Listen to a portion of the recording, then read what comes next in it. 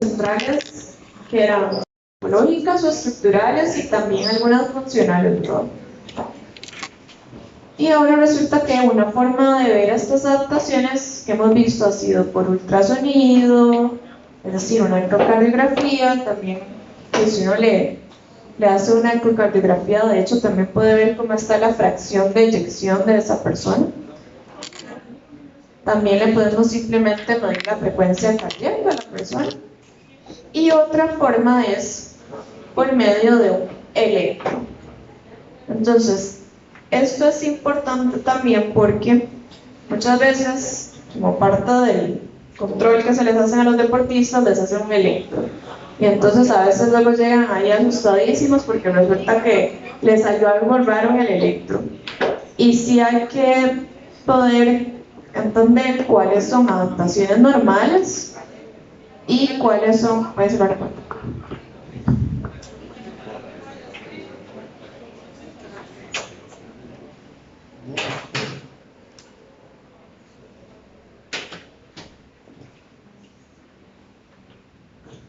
cuáles son adaptaciones asociadas al ejercicio y cuándo realmente es que hay que estudiar más a la persona, porque puede que tenga algo que pues sea ya una enfermedad. Entonces, ¿qué es el principal hallazgo que espero yo ver en un electro de la persona entrenada? Y pues que tenga una bradicardia. Una bradicardia sinusal. Por lo que vimos ahora, disminuye la frecuencia cardíaca, entonces los complejos QRS estarían más anchos, más espaciados. Bueno, el complejo no estaría más ancho, sino que estaría más espaciado uno entre otro. Y luego también podemos ver bloqueos cardíacos que son asociados al ejercicio, al entrenamiento, y que se consideran todavía variantes normales. Entonces, podemos tener un bloqueo que puede ser algo que se llama atrioventricular, que es este AV, bloqueo de rama, algo que se llama repolarizaciones, pero en realidad no necesito que sepan todos los tipos de bloqueo, o sea, nada más que una persona puede tener un bloqueo y es asociado al ejercicio. Y lo otro es que yo en un electro, a ver, cuando yo hacía un registro de electro, ¿de qué dependía qué tan alto era la onda o la deflexión que se estaba registrando en el electro?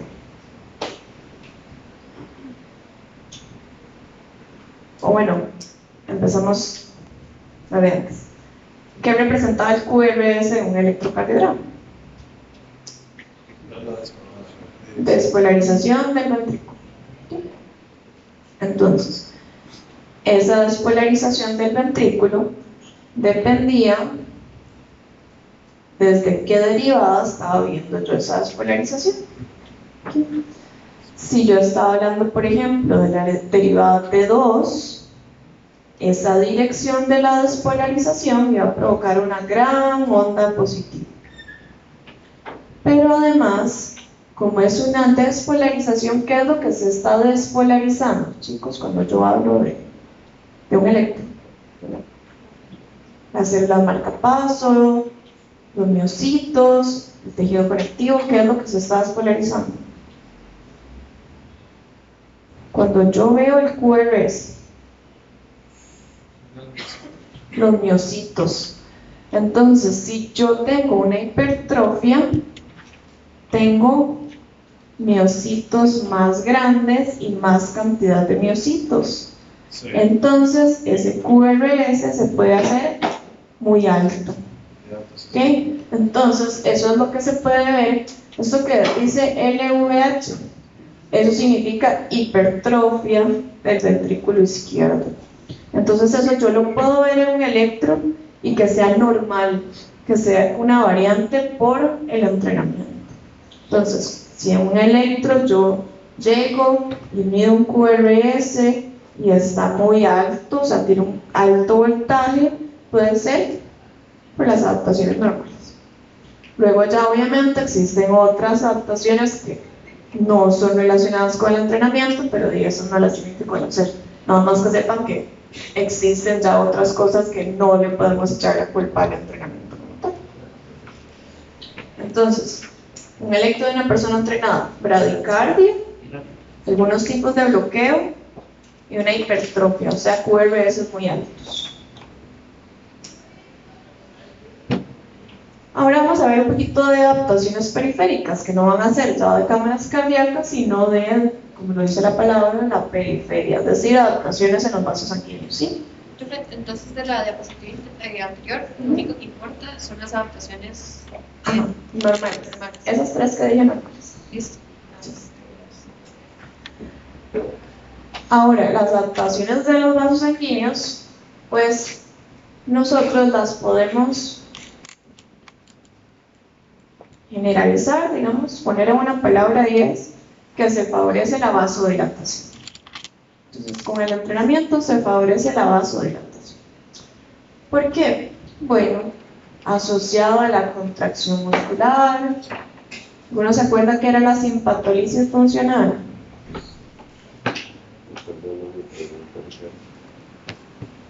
Que el sistema simpático se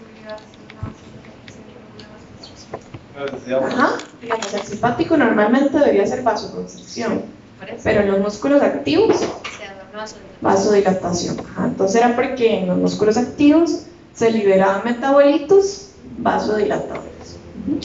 Bien.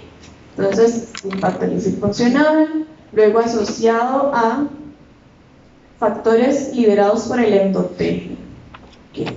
Entonces, esto va a generar cambios celulares de forma que de las células endoteliales, células musculares y los glóbulos rojos vamos a tener liberación de sustancias que van a ir a actuar a las células del músculo liso. No necesito que se sepan qué libera cada uno, nada más que todas van a ir a confluir a las células del músculo liso.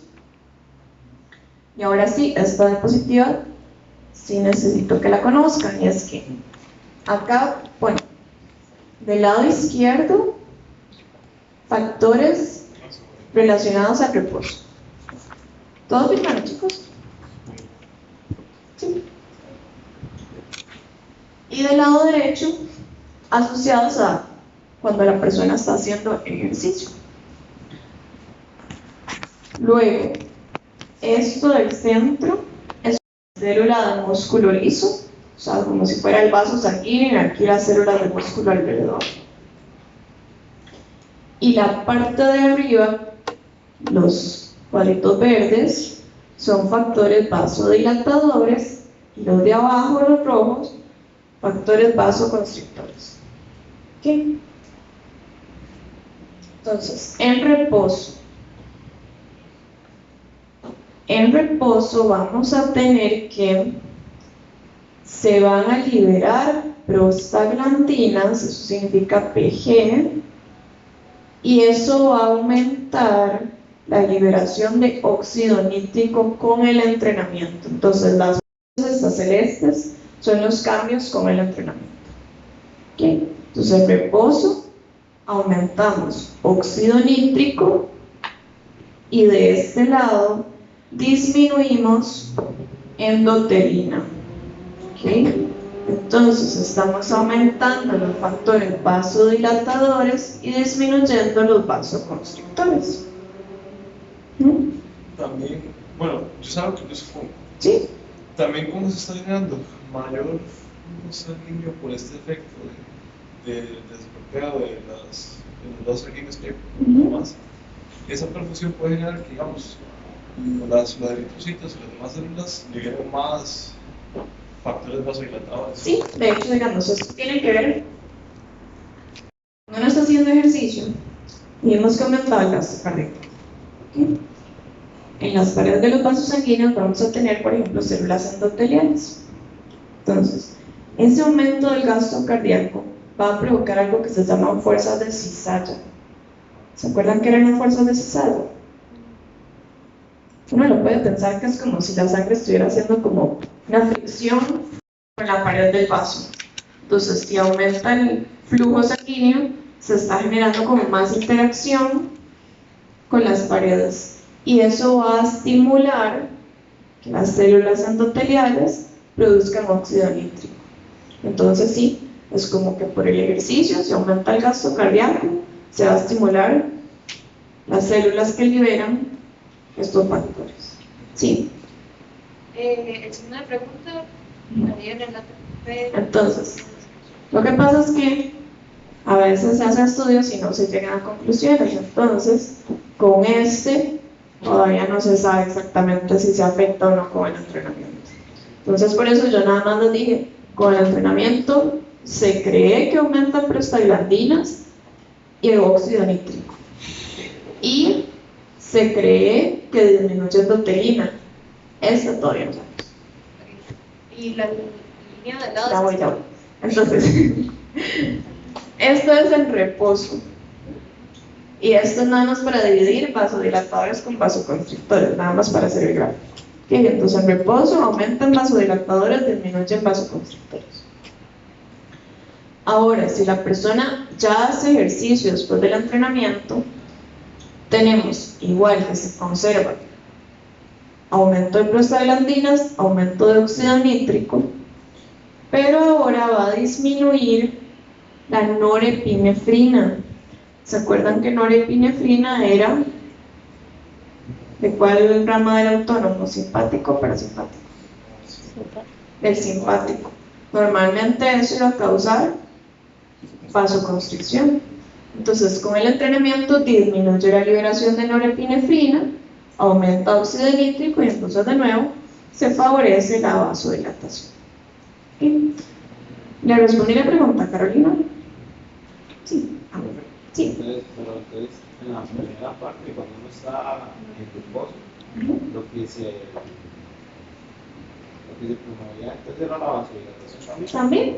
Entonces, tanto en reposo como en ejercicio, con el entrenamiento, vamos a favorecer la vasodilatación.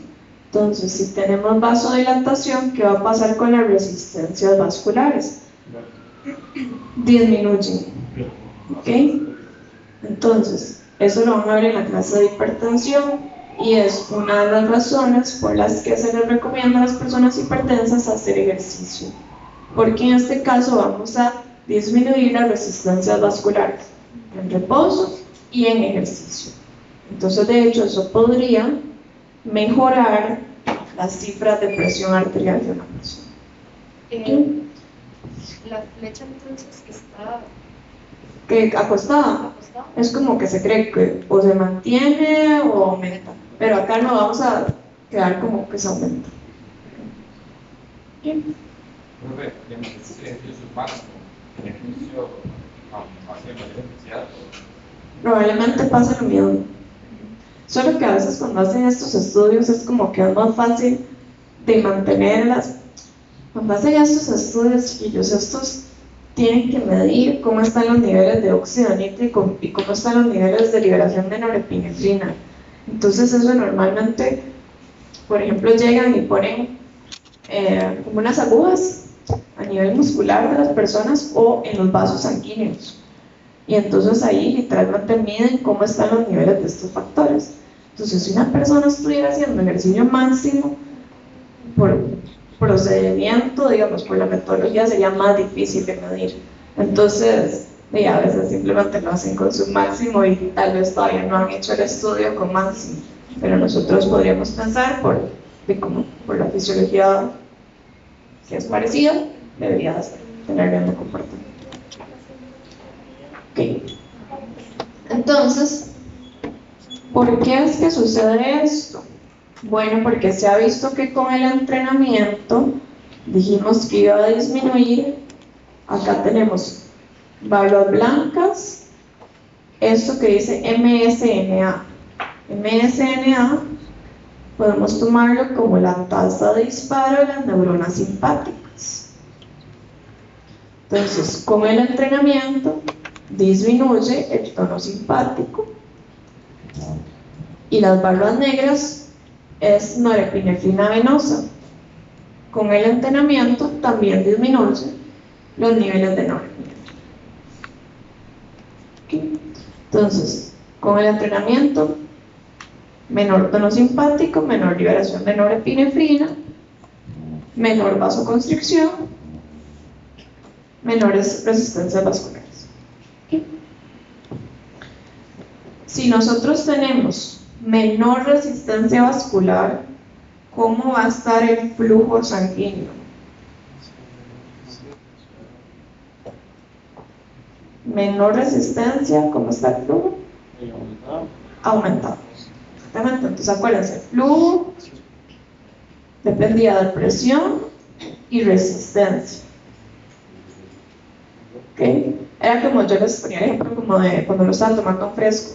Entonces, si el fresco es con una pajilla muy delgadita, muy angosta, tiene mucha resistencia, es decir, uno logra tomar poquito jugo. En cambio, si tienen una gran pajilla bien ancha, menos resistencia, logran tomar más jugo. Entonces, con el entrenamiento, esta es la barra blanca del flujo sanguíneo.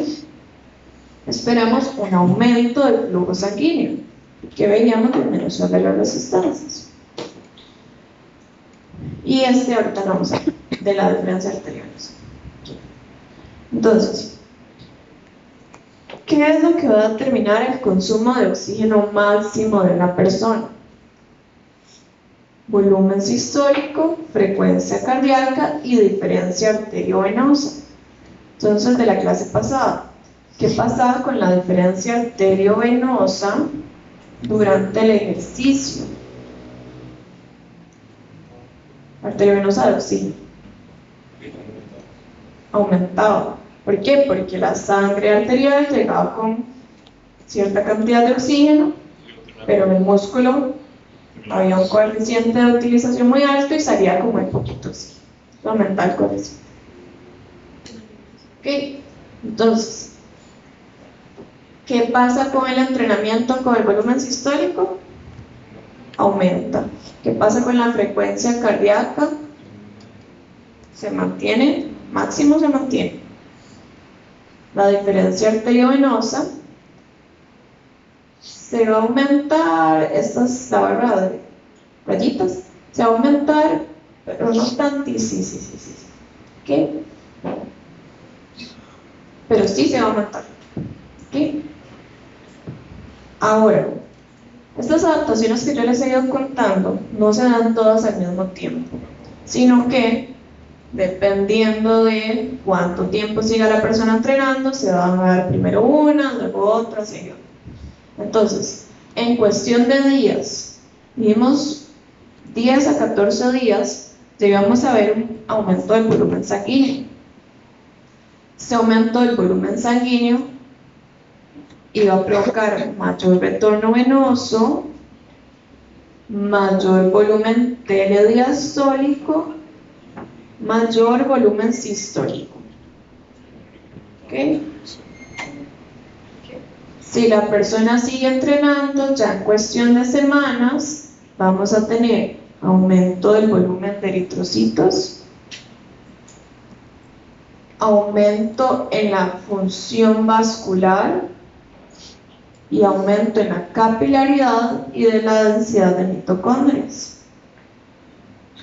Entonces, ¿qué pasaba con la función vascular con el entrenamiento? ¿Qué se favorecía? Vasodilatación. Si yo tengo vasodilatación, ¿cómo va a estar la poscarga cardíaca? Baja. Entonces, disminución de la poscarga. Ambos factores llevan a aumento en la fracción de eyección, aumento del volumen sistólico. Voy a decirlo de nuevo entonces. Mejoría de la función vascular, es decir, se favorece la vasodilatación.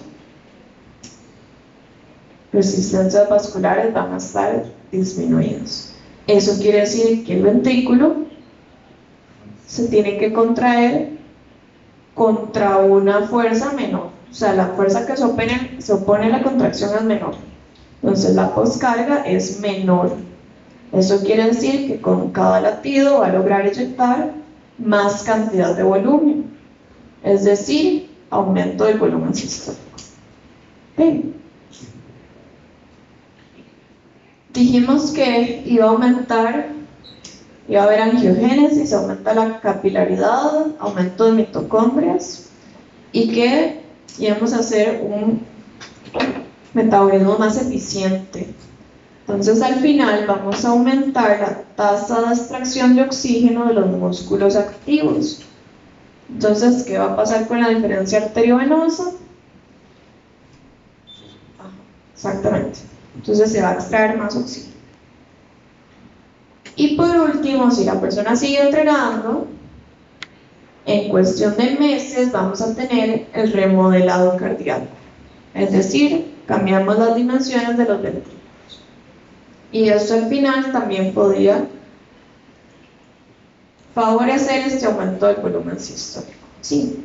Entonces digamos que lo que hacen las adaptaciones van a empezar por los componentes a nivel de flujo sanguíneo y lo demás, y luego se van a dar como internos en la estructura para mejorar la eficiencia de las funciones, y luego ya es como general a largo plazo. Exactamente. Y si uno lo piensa como biológicamente tiene sentido, ¿verdad? Como primero se va adaptando lo más fácil, que era ahí como la función, y luego ya cuando uno sigue entrenando mucho tiempo se cambia ya de la estructura como tal. Sí. Ok. Entonces, esta figura en realidad dice lo mismo que la anterior. La persona empieza a entrenar. Hay un aumento del volumen plasmático y aumento en eritrocitos. Esto va a generar aumento del volumen sanguíneo. Aumento del volumen sanguíneo, mayor retorno venoso. Mayor retorno venoso quiere decir que aumenta el volumen telediastólico. Si además tenemos ya cambios estructurales, remodelamiento cardíaco, aumenta la contractilidad miocárdica. Esto va a llevar a un aumento en el volumen sistólico. ¿Okay? Si además se está llenando más el corazón, se va a expulsar también más. Esto quiere decir que aumenta el volumen sistólico. Si aumenta el volumen sistólico, aumenta el gasto cardíaco. Y además esto está acompañado de mejor eficiencia del flujo sanguíneo porque teníamos vasodilatación, y al final esto va a traducirse en que aumenta el flujo sanguíneo en los músculos. Esos músculos extraen más oxígeno y eso al final aumenta el consumo de oxígeno máximo de la persona. ¿Cómo van, chiquillos? Más o menos. Sí, a veces esto como que parece como un trabalenguas, pero tal vez ya, o sea, cuando se sienten a estudiarlo lo van haciendo así, igual por pasos, y si no cualquier cosa me preguntan. Y si quieren lo puedo repetir. Nada más repetir la duda, a ver si, bueno, yo medio lo resumí. Ajá. Pero digamos, entonces, primero serían el plasma y los eritrocitos, que fue lo que vi. Ajá, nada más una cosa. Aquí ya no lo estamos viendo en el tiempo. O sea, aquí no es que primero se da esto, después de esto. Aquí ya es como cuando la persona lleva 3 meses haciendo, entonces ya todos se hicieron ahí juntos. Ok. Entonces, viene lo del volumen sanguíneo total. ¿Sí?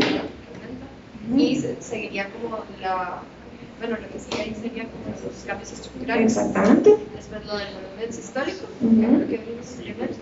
Y básicamente llega al punto de que, y como hay más vasodilatación, y los músculos activos hacen mayor extracción de oxígeno, Ajá. y entonces la diferencia aumenta. Ajá.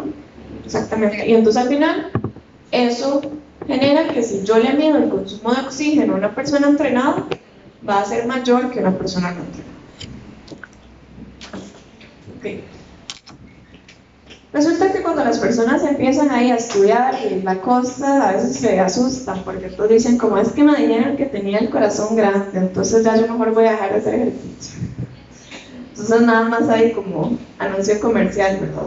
O sea, estas son adaptaciones fisiológicas, son adaptaciones normales, son adaptaciones que a fin de cuentas se están volviendo más eficientes ciertos procesos. Y recuerden que las personas que realizan ejercicio pues van a vivir en promedio más tiempo y tienen mejor calidad de vida.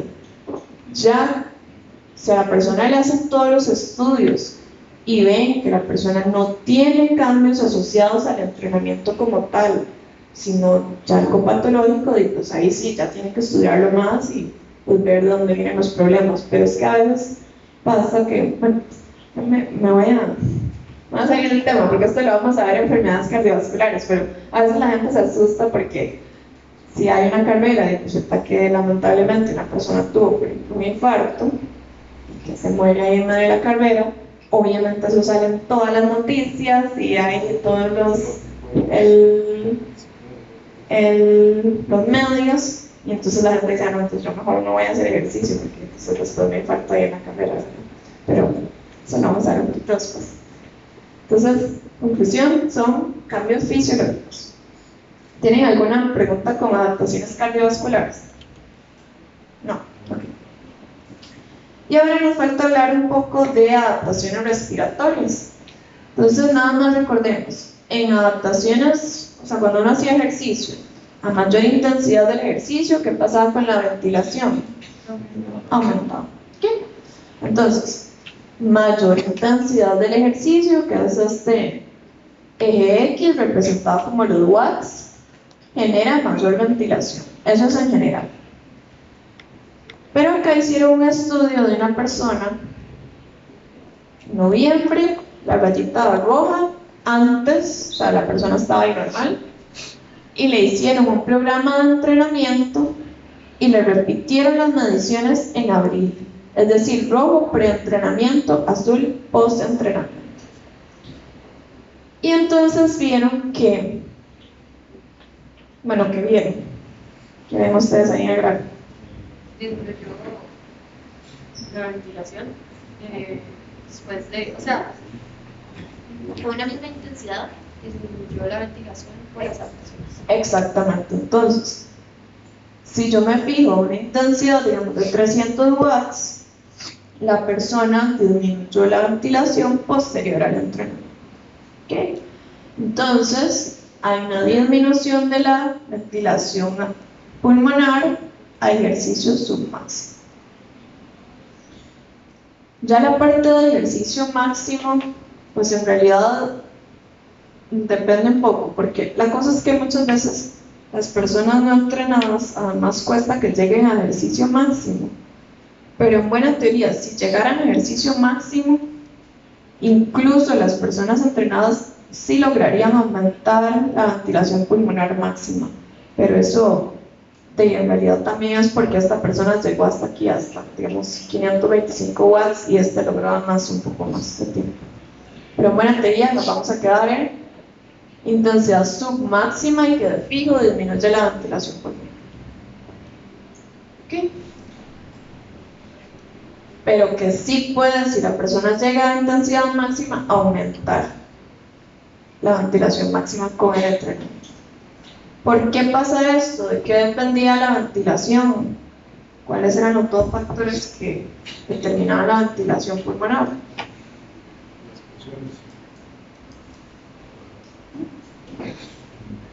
Si yo llego y digo, es que esta persona está hiperventilando, ¿qué quiere decir? Respiraciones, palabras de ustedes. respiraciones, o sea, respiraciones, respiraciones. Ajá, entonces son más rápidas más rápidas, más y más profundas. ¿Okay? Entonces los determinantes de la ventilación son frecuencia respiratoria y volumen corriente. ¿Okay? Entonces, ¿qué es lo que pasa con el entrenamiento?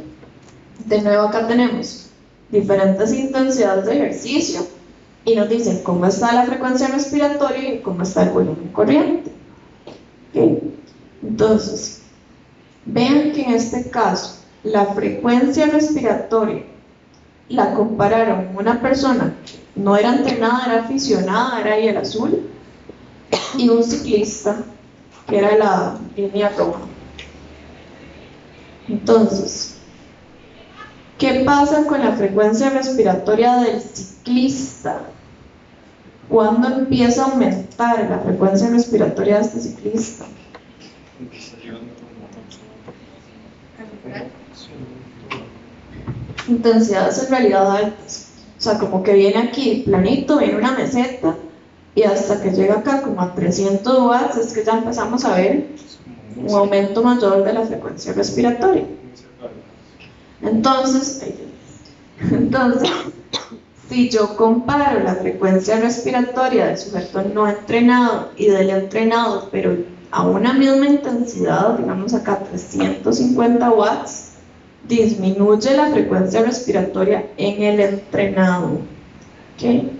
¿Por qué les digo ya en este punto? Porque obviamente si ustedes se fijan aquí al principio, aquí al puro principio con una intensidad muy baja, en realidad la relación es al revés, pero es que en realidad ahí los efectos del ejercicio en realidad son muy bajitos. 20 watts es como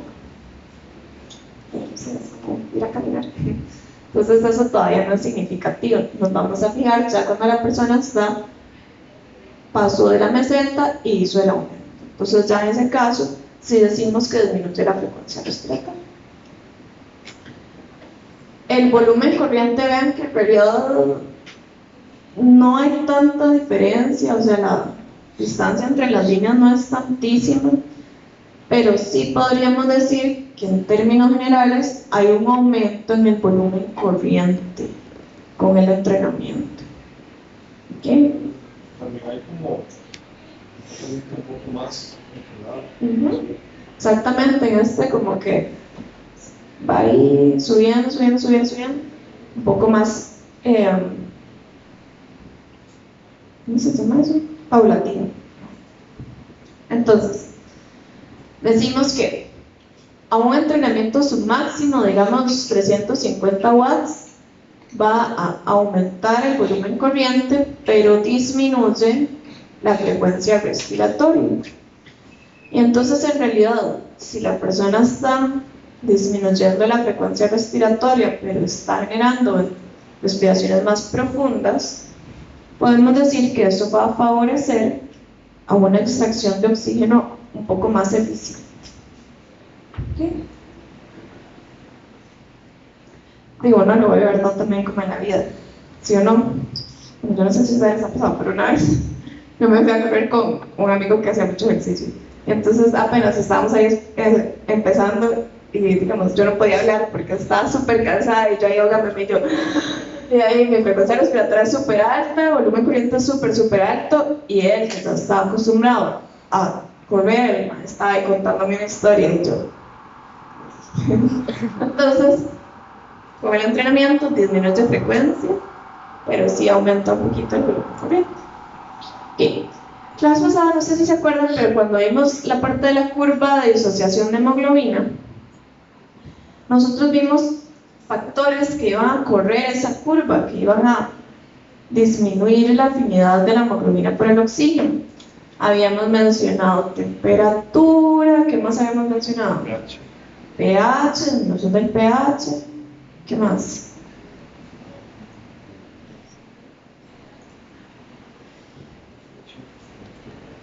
¿Qué pasaba con el CO2? Ajá, que si aumentaba el CO2, entonces la curva se movía hacia la derecha. Y también mencionamos el 2.3 difosfoglicerato, pero en realidad yo a veces no les hablé tanto.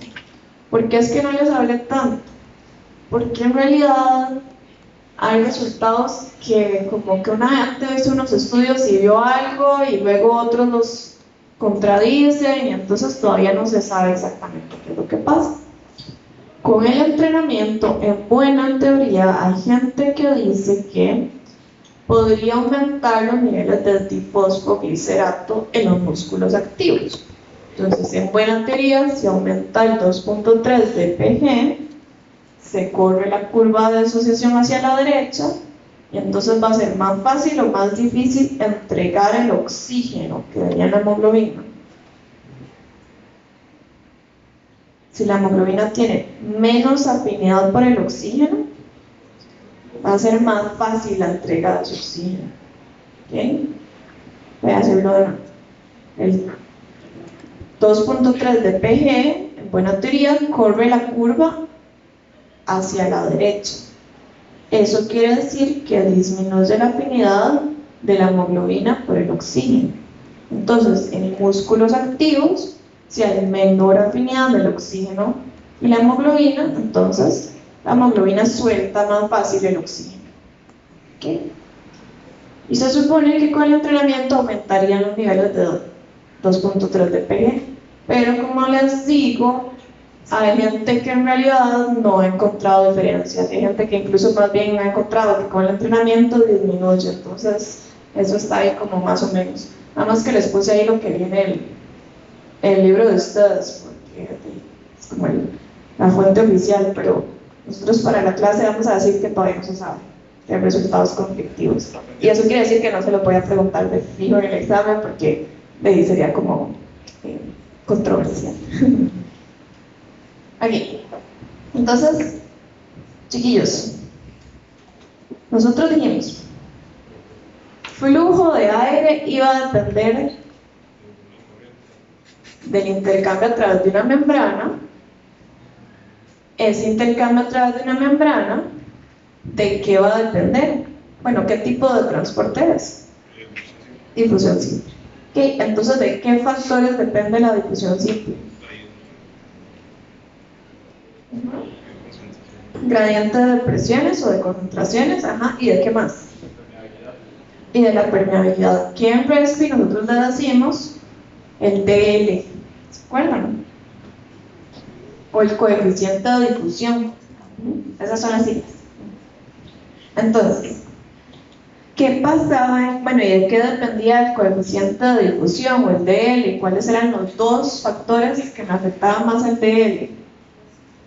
La superficie o el área de intercambio, ajá, y el otro era el grosor de la membrana.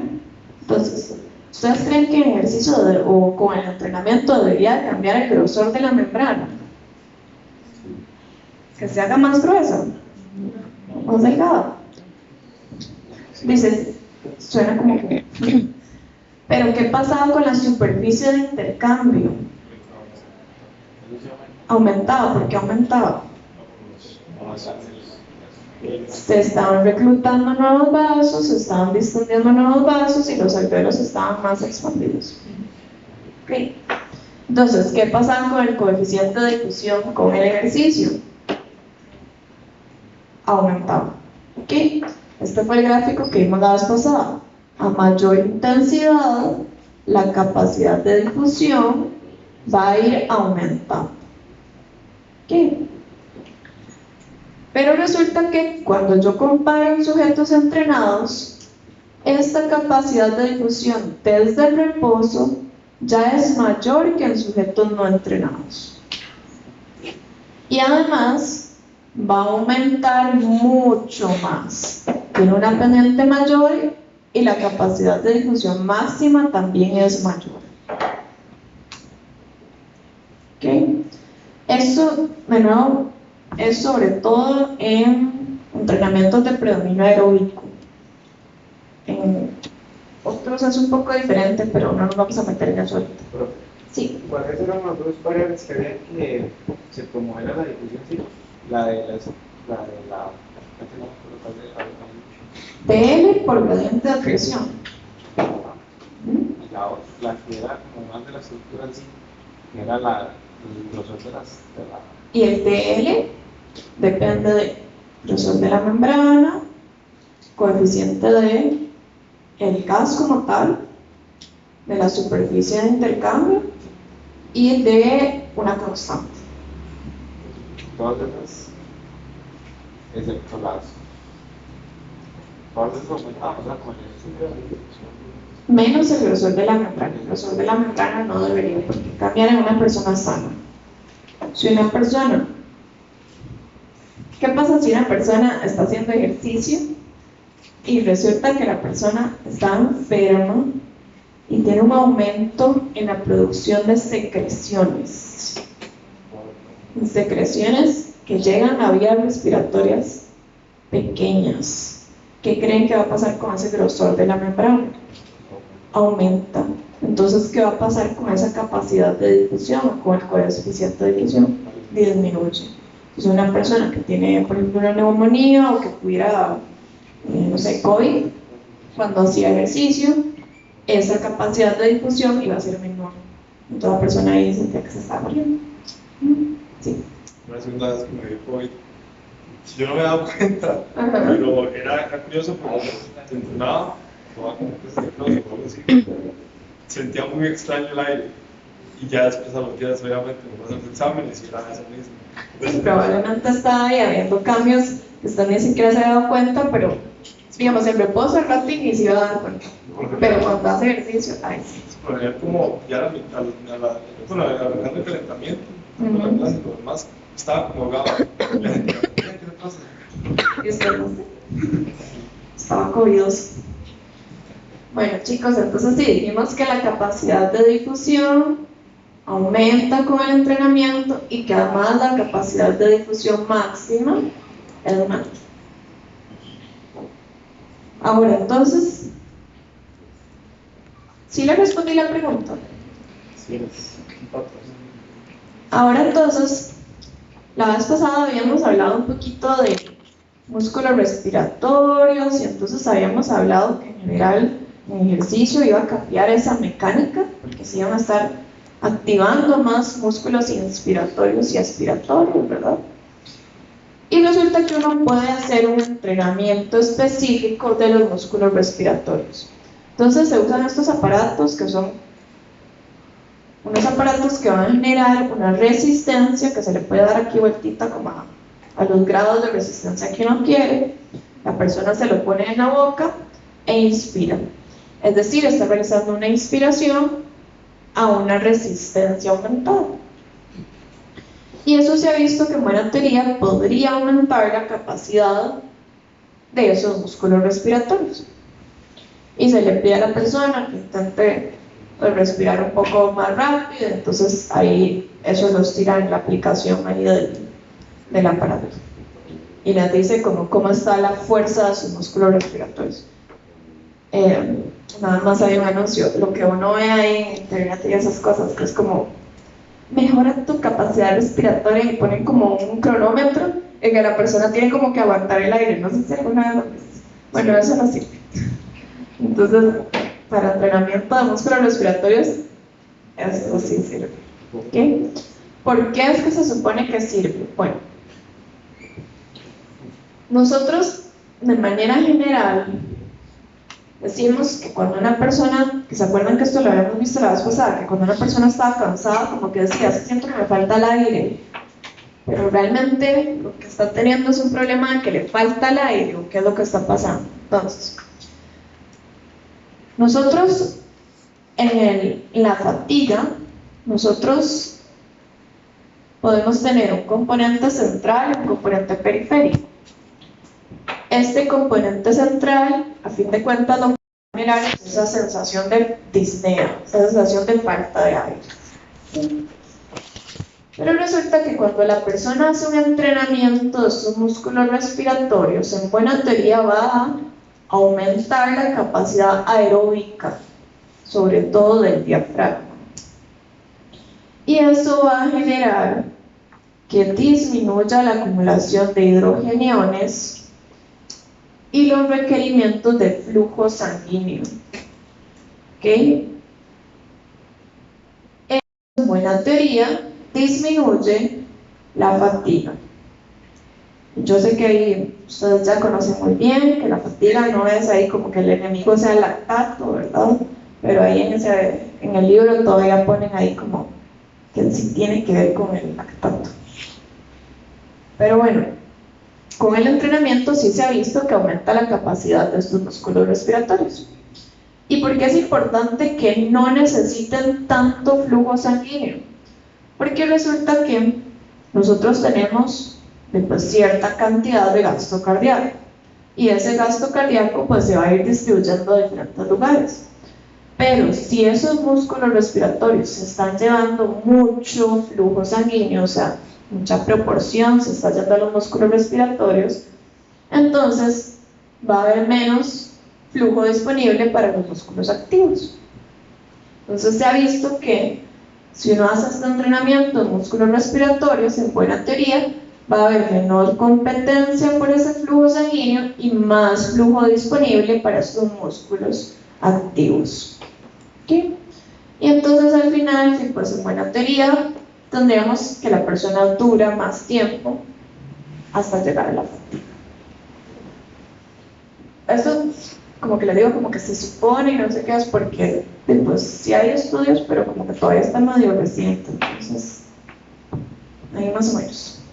Bueno, ¿tienen alguna pregunta? ¿Sí? Entonces ahí les puse la mayoría del libro, que yo no sé. ¿Alguno tiene